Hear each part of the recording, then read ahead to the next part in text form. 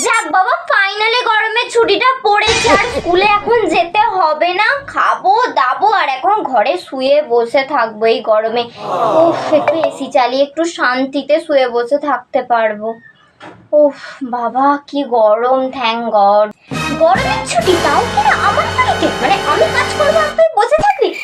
একদম না। তাড়াতাড়ি গিয়ে জলের বোতলগুলো ভরে ফ্রিজে ঢোকা। চল চল চল চল চল, ওঠ ওঠ ওঠ ওঠ, তাড়াতাড়ি যা। মানে এই গরমে আমাকে রোদের মধ্যে আমাকে জল ভরতে যেতে হবে?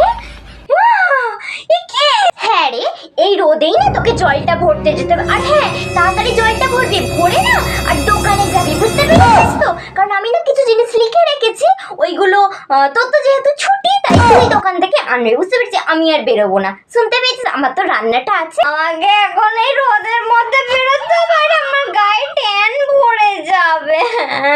হ্যাঁ, ট্যান। একটা ভালো তোকে আইডিয়া দিচ্ছি, তুই না ভালো করে শোন। ওই তোর বাবা না কালকে নারকল কেটেছে, বাইরে না অনেক ছোবড়া পড়ে আছে, ওই ছোবড়াটাকে নেবে নিয়ে আর বেশ করে গা হাতে ঢুকতে, দেখবি তো সব ট্যান উঠে গেছে, বুঝতে পেরেছিস? শুধু তো ট্যান তোর একাই পড়ে, আমার কিছু পড়ে হয় না, তাই না? এই রোদেই তোকে দোকানে যেতে হবে, বুঝতে পেরেছিস? এই রোদেই তোকে বেরোতে হবে। চল যা। দূর, এর থেকে ভালো স্কুলে যাওয়াই ভালো। কেন তো ছুটিটা পড়লো কি জানি। দূর।